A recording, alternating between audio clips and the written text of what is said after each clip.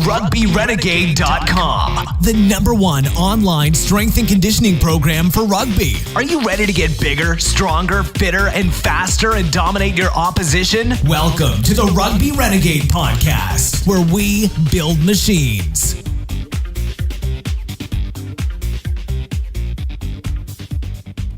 Hello and welcome to the Rugby Renegade Podcast. Today's episode is sponsored by Pro Athlete Supplementation. Check them out at pas-nutrition.co.uk for all your supplementation needs. And don't forget that subscribers to the Rugby Renegade program get a 40% discount on retail prices. Yes, we are back for episode 34 of the Rugby Renegade Podcast. My name's Jamie Bain, and today I interview a highly experienced rugby strength and conditioning coach.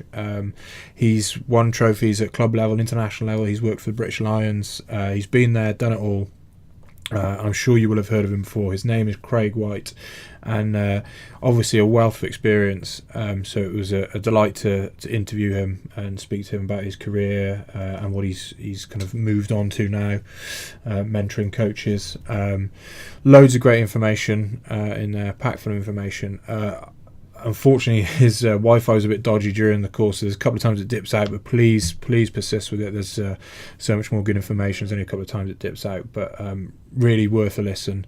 And of course, as always, let us know what you think, and any questions, get them to us, and we'll hopefully get them answered in future podcasts. But give it a listen and let us know what you think. Hi Craig, welcome to the Rugby Renegade Podcast. Great to have you on. I'm sure in the strength and conditioning community, I mean, you're pretty well known, and people know about where you've worked, but why don't you just, we'll hear it from the horse's mouth, so to speak, and just tell us a bit about how you got into strength and conditioning and a bit of a synopsis of the teams you work with as well.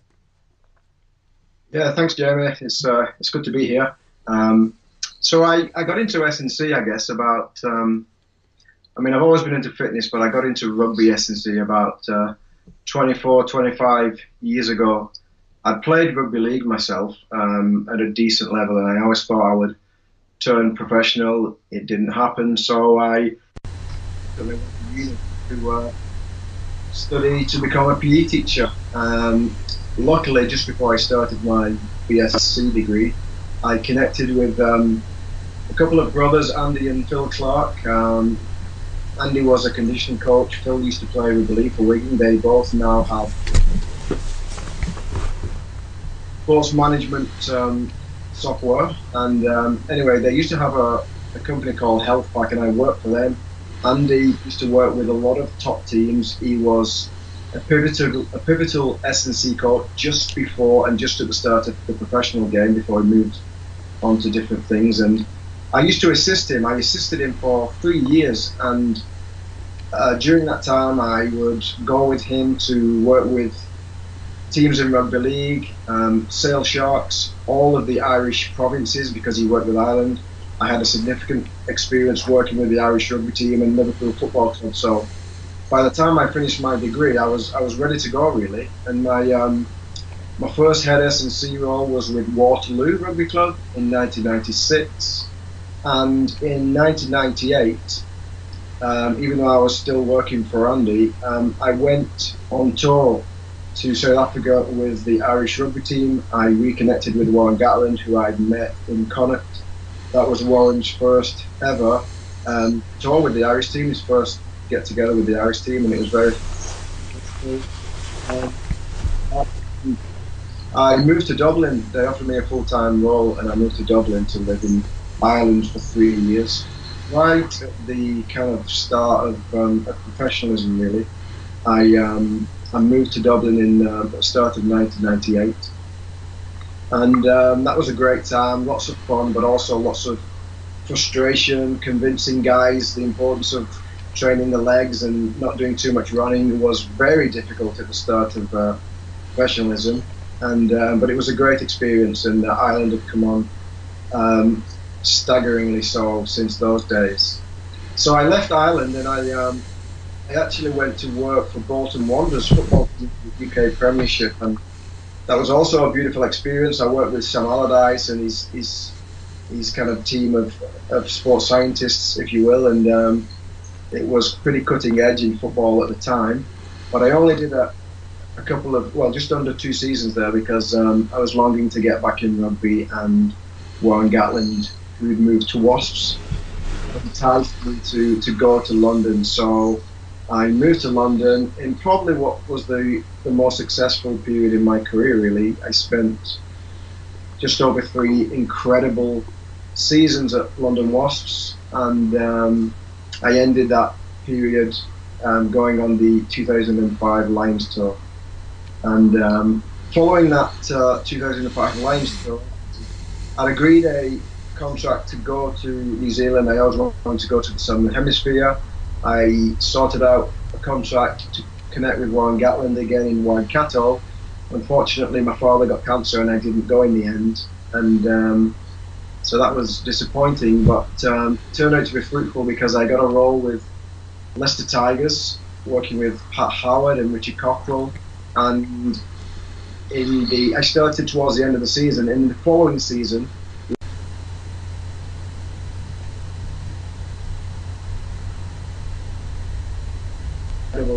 season. This was we lost against Wasps at the end of the season in the European Cup final, and we would have been the first team ever to win the treble that year if we'd have won that game. And it was an incredible season, and one that I fondly remember.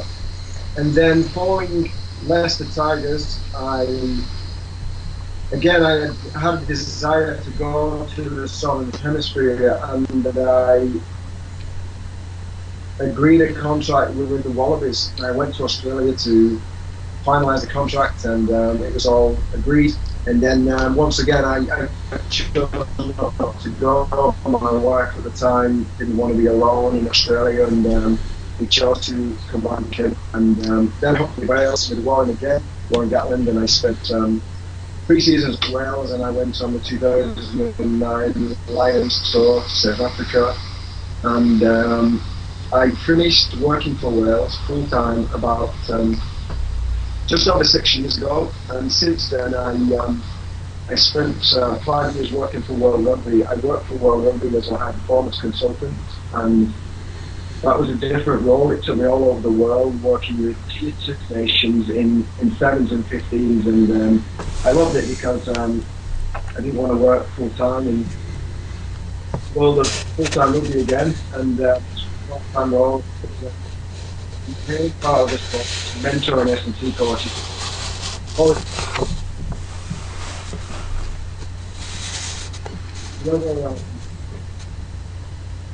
The benefit of working for rugby was that this part-time position, it enables me to develop a series of different skill sets. I started a PhD in holistic nutrition. I became fascinated with human behaviour and psychology, and I became an NLP master practitioner. A mindfulness teacher, a yoga teacher, and a creative emotional wellness coach, and I studied life coaching, so I really kind of went into detail and depth around human behaviour, my own understanding myself, but also understanding the behaviour of others, which I feel is really, really critical to any coach working in sport today. And just to end where I am now, today I'm still doing some high performance consultancy for some different teams, but the main area that I move into that I love is very much coach mentorship and mentoring, especially sports coaches. So that's kind of a snapshot really of my career today, specialist. Yeah, obviously, tons of experience, and you've had a lot of success and been at some great clubs and with great teams, and as listening to you talk about it, a lot of things come back. Obviously, working with great coaches, obviously Warren Gatland, worked with him loads, Sam Allardyce, Richard Cockrell, and Pat Howard. Like, how do you see, or what do you think is the most important thing about that relationship with a coach? Obviously, for a head of S&C, it's really important to get right. What's your sort of focus in that regard? I mean, it's trust, really. And some of it is actually beyond your capabilities. Some of it is that you just have a resonance with each other. You have an energetic resonance, and you like to be in each other's every time. With Warren, it's trust. He took me on the South Africa tour as a young 25-year-old with limited experience, and he liked my energy, he liked my confidence, he liked my connection with the players, he liked the fact that I could play bad cop, and also have a joking, playful side to me as well. So it's definitely trust, really, right? That's the main with this connection between the coach and the conditioning coach. Yeah, definitely. Now, your career spanned, like you said, a long period of time, 25 years, and starting when S&C and rugby was, really in its early days. How have you seen the profession change over those years?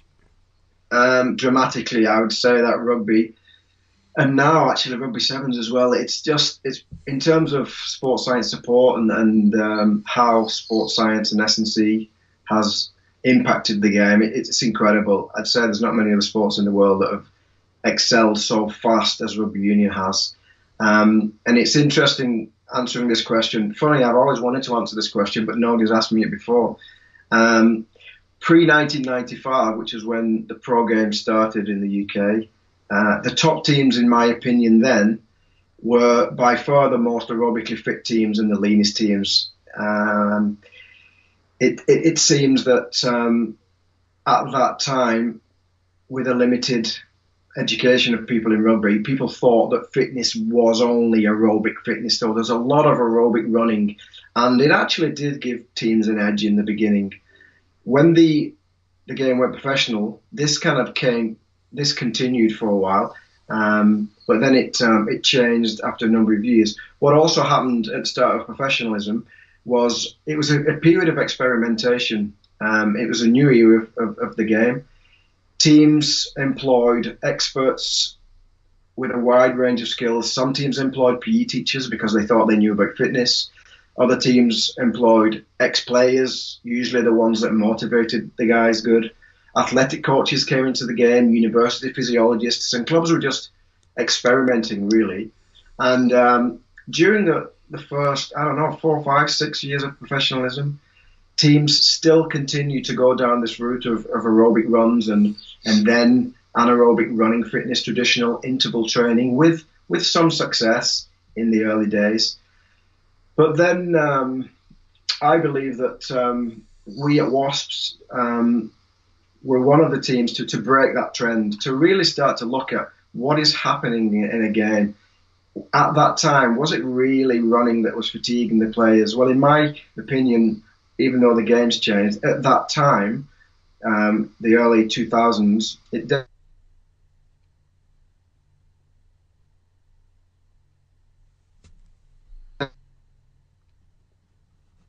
so we never followed the coach, and I played with the league. I come from that, especially what causes neuromuscular, and in the early days in my it was the combative stop-start, get up off the floor, maximal resistance type work that caused fatigue. And this is exactly what we worked on at Wasps. We moved away from interval runs and athletic type training, and we introduced a program that emphasized more of a high-intensity, short anaerobic blast, which includes a bias towards max strength work. So this seemed to work for us for the game, for the close contact aspects of the game. And also at Wasps in the early days, we went literally overnight from having one S&C coach to having 4 S&C coaches and 3 interns. And the aim with this experiment was to create a net where the players couldn't fall through. There was no excuses.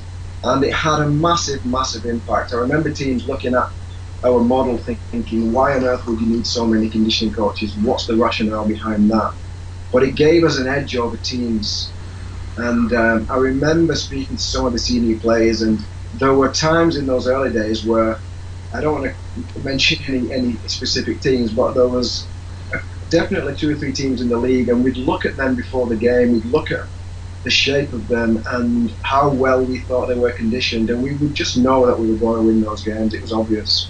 The conditioning approach really gave us an edge, and I'm also a believer that the model we had at Wasps is the model that a lot of teams in the pro game have actually copied and took on to bigger and better ways to support a rugby team. So as the pro game progressed and got faster, all in play for much longer periods of time, of course, running is becoming more important again. And if I could go back working full time with the team, I wouldn't change much, but I would probably add a little bit of more high intensity running. So those were the early days at Wasps, and what also is happening now is teams are looking at more specific training. They're looking a little bit more in terms of the specificity of movement patterns, position specifics, even specificity of force application. What happened, Jerry, in the beginning was we got a lot of advice. Some of us baby conditioning coaches growing up in rugby, we got a lot of advice from people in strength sports, weightlifting, athletics training, the American sports, who knew absolutely nothing about rugby, and they were preaching that we only needed to do general training, and the training only need to have a general traditional approach. Now that worked for a while, but now the players are so well conditioned that we do have to look at things in a lot more specificity, and also individual player profiling is more important than ever before, especially with this surge of science technology that we see today.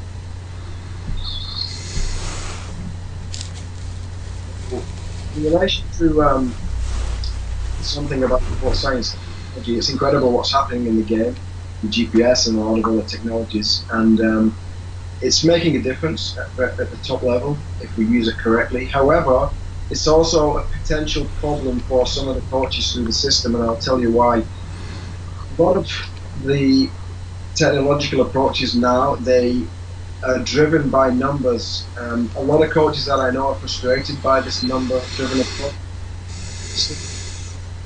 And a lot of the coaches, especially the young ones coming through the system, they don't have the soft skills, they don't know how to coach, they don't know how to communicate, to present, to make intuitive decisions. They're great with technology, they're great with numbers and spreadsheets, but they really see they lack real reasons I want to move more and more to coach mentoring is because I want to teach new coaches, and also some of the coaches that have come from a science background to really understand the art of coaching.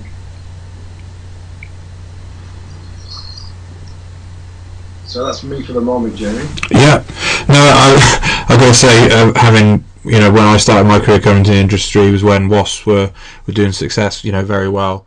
And I got to say, yeah, I understand that a lot of people were looking at you and trying to figure out what you were doing, and that model was appearing elsewhere. So I can definitely understand that. So just touching on that, the influx of sports science and the lack of learning, the kind of art of coaching. How does that tie in with your coach mentoring? Obviously, that's something that you're trying to target in your coach mentorship and bringing those skills in alongside the science. Yeah, most definitely. I mean, I only have to. Sometimes I communicate with some of the coaches that I've also been in the pro game for a while, and there's a lot of frustration coming from some of the top coaches around sports science support and coaching staff wanting to direct training based on statistics and numbers. And if a coach has got a scientific mind, a very rational, logical mind, then he may benefit from that. And there are some head coaches like that, but there's still a lot of head coaches around that that are more driven by a real kind of humanistic, people-oriented, intuitive approach, and the numbers that are really, really frustrating them. And one of the biggest frustrations is that they're seeing some of these young sports scientists, young S&C coaches, and they seem to be incredibly intelligent, but they do lack soft skills. They lack confidence. They lack the capacity to understand themselves. They're often frustrated. They're poor communicators, and they don't seem to have the capacity to really connect with humans, really. One of the big beliefs that I had when I left full-time rugby and I moved into kind of a consultancy was that the most important aspect of any coaching role is how you can connect with another human being, how you can get your message across at that human interface level. Because everybody now has the tools. A lot of clubs have big budgets. They have a lot of staff, sports scientists, and numbers. But it doesn't really matter if you can't really get your message across to the players. Yeah, definitely. I think, like say, you can have the best kind of program and strategies in the world, but if you can't get buy-in from the players, then it's almost pointless. So a big part of my work is really helping coaches to understand themselves, understand the way they think, understand the strengths, understand the challenges, understand some of the mental patterns that actually are destructive to them, that limit their confidence. So that is about self-awareness. So I help coaches to become incredibly self-aware, and by becoming more self-aware of their own behavior, they also automatically can become more aware of others. And a big part of my work is also cultivating presence and flow, but also optimizing interpersonal communication, which is incredibly, incredibly important, and it's not taught in any sports science program. Yeah, definitely. And you said about since your time leaving full-time rugby, you've obviously done a lot more research in kind of different things, nutrition and mindfulness and that sort of thing. Like how do you see that sort of stuff integrating into rugby? Yeah, well, in terms of what I'll come on to the mindfulness in a minute. In terms of what I just said around communication, it's evident that a lot of clubs are finally looking at this. I'm also doing some work with people in clubs at the moment, and what they want more than anything is to understand how to communicate, how to hold space, and how to present. So clubs are starting to look at that already. In relation to mindfulness practices and mental emotional recovery and cultivating flow and a lot of buzzwords that we hear today, it's a matter of timing before we see rugby teams really taking on board some of these practices. And it's very close to happening. It needs to happen eventually because there's only so much we can put into a player's training program. There's only so much high intensity training we can give to the player. There's only so many different training modalities we can bring in.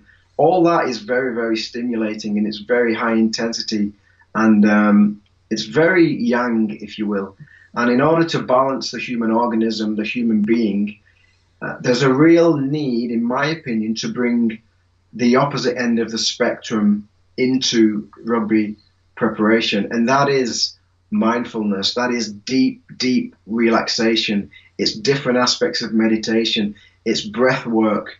It's contemplative practices. It's a connection with nature. It all revolves around deep, deep relaxation, and that will kill two birds with one stone. And in fact, it has multiple benefits. On one hand, it will increase performance because the more we can relax and more we can ground and return to homeostasis, the harder we can train, and we can even go on to training at even higher intensities. But also, it will help to cultivate more groundedness as well, which can have positive benefits not only in the player's game but also in his life outside of rugby and also beyond rugby as well. It's my opinion that if more attention was put on self-awareness and mindfulness practices early in a rugby player's career, then we would see less depression when a rugby player retires, and we would see less frustration and less suicides. Unfortunately, that's the extreme. Yeah, it's definitely a big issue. And also I think from coming at the other way, looking from the science perspective, I think they are starting to look at cognitive loading and things like that, and that can only be a good thing, that we can actually get some evidence of it as well. So moving on, in terms of actual strength coach, what do you think is the most important role of the strength coach, and what do you think most S&Cs overlook when it comes to performance? Well, okay, that's a big question. maybe I'll give you more than one answer here, but I'll try and get through. The first one, I'm just relating this to my own experience and also what I did. So the first piece of advice I have here is to be a role model. So this is the most important one for me, and it's a role model of how you live your life and how you conduct yourself. In my S&C days, the most important rule I adopted was I never ever taught a player something that I hadn't done myself, and I always made it my priority to perfect my demonstrations so that players could actually see what a perfect exercise looked like. And that's really powerful because most players are visual, they're not good listeners. The next one, Jamie, would be related to some of the aspects of what I just said, to become more self-aware. So stop blaming others for your frustration. It's very easy, especially with the young conditioning coaches that lack self-awareness, to point the finger. It's always a player's fault. It's always a coach's fault. It's always the fault of somebody else, but never themselves. So one of the things I do with my mentoring is I teach S&C coaches and other coaches to point the finger the other way, to examine themselves, to become aware of the thought patterns, to become aware of why they may lack confidence in a certain area, to become aware of the fears, but also to really come into knowing what their strengths are and utilizing those strengths, and admitting their challenges and being vulnerable, and also really working on confidence. Confidence is number one. If you're not confident, players will pick up on that immediately. So the second one is seek to know yourself better and better, and which will help you also to figure people out. And the last one, Jamie, is learn what it means to build character, their own character, and also the character of the players. And this is an important point for me, especially in my career. So S&C is very much associated with physical development. However, we now know that we cannot separate the mind from the body. The mind and all its patterns drives the body. So S&C coaches really, in their own way, must also be psychologists. And an important point to mention here, which may help some S&C coaches. So when I look back at my career, I realized, and I only realized this recently actually, when I look back, I realized that my S&C approach was very mental. I looked at S&C from a mental outcome approach. And I remember at Wasps especially, and when I worked at Leicester, looking around at what other clubs were doing and not really agreeing with what they were doing, and seeing that my programs and our way of doing things was completely different. I never followed the norm. I always programmed and coached based on what the mental and emotional outcome of each training session would be. And that's why I never did aerobic runs, and that's why I never did traditional interval work or traditional circuit work. I always wanted to look at the outcome, and I'll tell you why.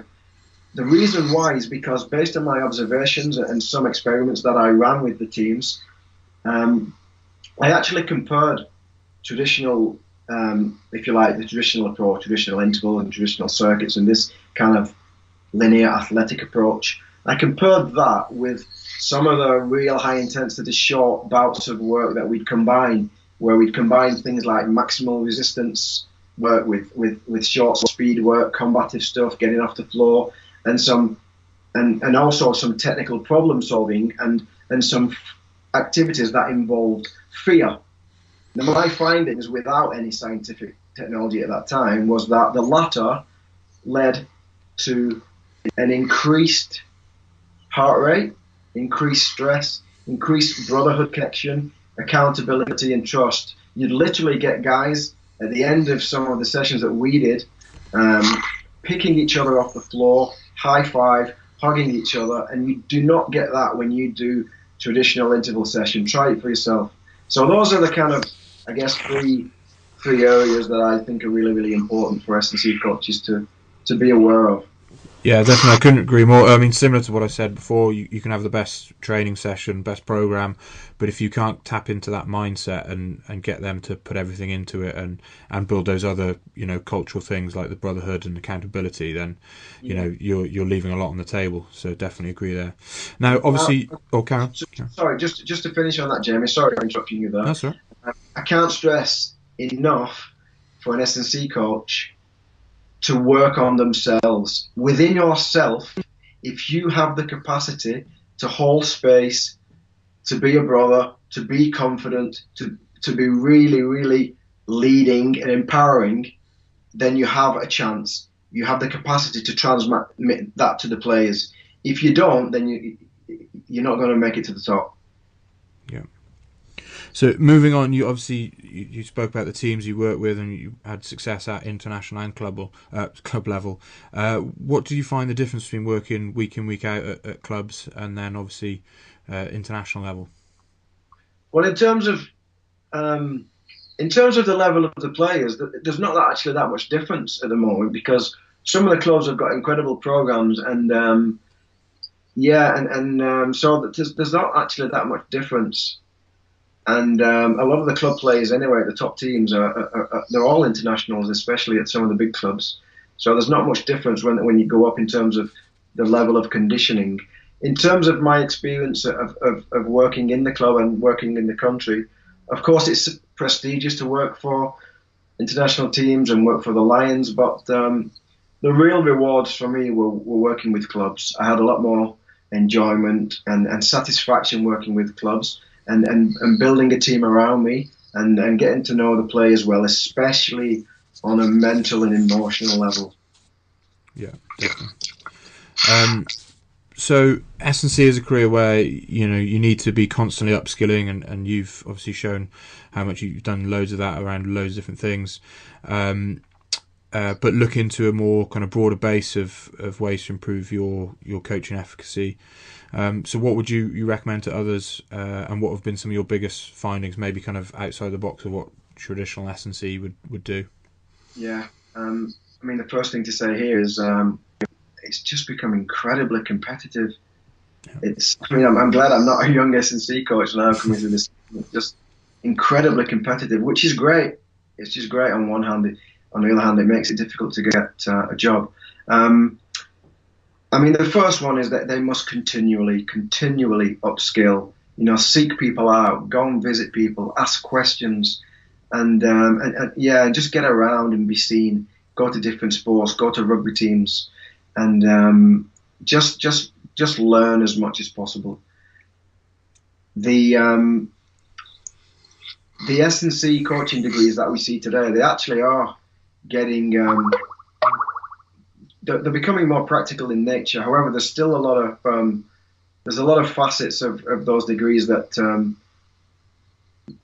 they don't teach you aspects of communication, for example. They don't teach you soft skills that you need in the game. So there's no substitute for spending time with experienced practitioners who you can watch, and you can watch them how they coach and how they communicate, which can really give you shortcuts and optimize S&C coach development. Also, the other thing relating to my experience is don't be afraid to spend time with someone who has a completely different philosophy to yours and can challenge your thinking. And the best guys who I'm aware of, they do this a lot. They'll go to the traditionalists, they'll go to places like Louis Simmons, Westside Barbell, but they'll also look at the opposite end of the spectrum and they visit people like Vern Gambetta and the functional guys. So this is really important as well. I would also say just coming back to these soft skills, Jeremy, I just can't stress the importance of that, and it's just incredibly important. And just a few other things just to tick it off, just to tick some important advice off. Learn to demonstrate exercises with perfect technique. Learn to communicate. Learn about your language. Learn how to speak. Learn how to present and give presentations and hold space. And And also be prepared to initially work for nothing. It's important to be seen. It really is. Yeah, definitely some great advice there, Craig. I agree with seeking out people who have different opinions to you. I mean, like speaking personally, having gone to a lot of conferences and things like that, it seems like it's all catered to, that crowd, and everyone's there sat nodding away, but there's nothing controversial or that would make you question what you're doing. And sometimes, a lot of the time, that's when you actually figure out how you can do something different and improve and adapt your program. So definitely agree with that. Finding mentors was incredibly powerful. In fact, there was a time in my career where I stopped going to conferences because I didn't learn anything, and I just tracked down people to mentor me. Yeah. Any mentors yourself in particular that you work with? The ones that I spent time with would be, the more significant one would be Charlie Francis. Yeah. When he was alive, and a few others as well, but he's the more significant one just because of the way he thought. A very common sense approach. Yeah, definitely. His name's actually popped up a few times recently on the podcast, so definitely good to have that recognised again. So your career has moved, as we mentioned, now into coach mentoring. Tell us a bit about what you do and why it's so important. It just seems a logical fit for me because when I look back at my career, I just realised I've mentored shitloads of S&C coaches, and a lot of them are in real kind of high-profile, successful jobs now, and it's just a thread that runs through my career, and I'm passionate about it. I'm passionate about it because it enables me to work with them holistically.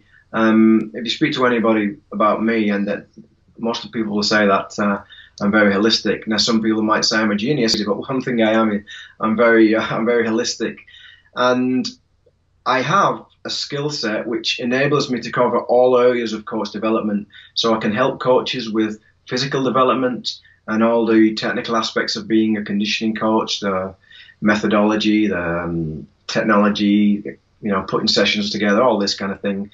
But I can also help them with the mental and emotional lives as well, and how this fits into their role as an S&C coach. So my mentoring journeys are very, very much holistic, and they're much more than S&C. Currently, I work with S&C coaches. I work with sports medics, performance directors, the odd technical coach, and the odd manager, and they all vary tremendously. With one guy at the moment, it's very, very much S&C. It's very much how to construct sessions, building confidence, understanding coaches, putting together warm-ups, putting together weights programs, just the nuts and bolts of S&C. And at the extreme of that, with another guy, it's very much around understanding the frustrations he has with his management team, figuring them out, understanding how they tick, understanding the patterns of behavior, and getting into a deeper connection with them to understand them and help them. And with another guy as well that I'm working with, it's very much about cultivating flow and mindfulness. So it really varies, and that's one of the reasons I like to do it. And because for me, coach development is not all about looking outside for the answers at the next best gadget, the next best exercise session, or the next new methodology from Eastern Europe or whatever. It's ultimately about self-awareness. Effective coaching is ultimately about self-awareness, and it's about knowing your strengths, knowing your limitations, and working other people out in order to get the best out of them. And really, that's it. Yeah, definitely. I was working in sport and rugby. It's all about people, isn't it? And bringing a group of people together for a common cause. So you've got to figure out how to get the best out of yourself, how to get the best out of the people around you, and for it to add up, to greater than the sum of its parts. It's very easy to look outside for answers, and it's very easy to do more courses and more degrees. And it's also very easy to blame others. It's not so easy to point the finger towards yourself and really take a look at your life, at your past, at your thought patterns and your capacity to connect. So the outcome really of these mentoring journeys that I offer are always S&C coaches end up with more confidence, more capacity to hold space, and they're more contented and more happier, not only in the job but also in all aspects of their life. So it's very rewarding for me to do this. Yeah, definitely sounds good. And how are you delivering that? Is it one-on-one coaching or is it groups or? I'm gonna do something in 2018, Jamie. I'm going to offer some sports coach communication workshops aimed at S&C coaches, which I think are needed. But generally speaking, it's one-on-one, and that can vary. Sometimes it's Skype, sometimes it's face-to-face, sometimes it's a combination, sometimes it's a 3-month journey, and the other option is I offer 12-month mentorship journeys where I support a head coach or any coach for that matter through a whole season and beyond. Yeah, sounds good. Definitely something we should talk about more. We'd love to have you back on the podcast to maybe discuss that a bit more in depth as opposed to just your kind of S&C career. But obviously, a 25-year career, it was gonna take a while to discuss. But lastly, where can people learn more about you, Craig? They can look on whitehealthandperformance.com, or they can look on craigwhitecoaching.com. Cool. And of course we'll share those links in the show notes for anyone who wants to check you out. But Craig, thank you for taking the time to share what you've learned over your extensive career. Definitely appreciate it, and I'm sure the listeners will have got a ton out of that. And we'd love to chat more with you about your future ventures. Yeah, thanks, Jamie. Appreciate your time. Cheers. Bye, mate. Wow, thank you, Craig. A great insight into your career and the achievements you've had, clubs you've worked with, and teams, and obviously what you're doing now. We promised to get Craig on again. He said he's really keen to talk, even more in depth about his coach mentoring, and that might be something that some of the listeners might be interested in. So we'll definitely get him on in the future. But thanks again, Craig. In the meantime, guys, please subscribe to us on SoundCloud, Stitcher, TuneIn, iTunes, and of course, if you're on iTunes, give us a 5-star review. And also, if you want to improve your performance for rugby, check out the Rugby Renegade subscription program at rugbyrenegade.com. Anyway, more podcasts coming soon, so stay tuned.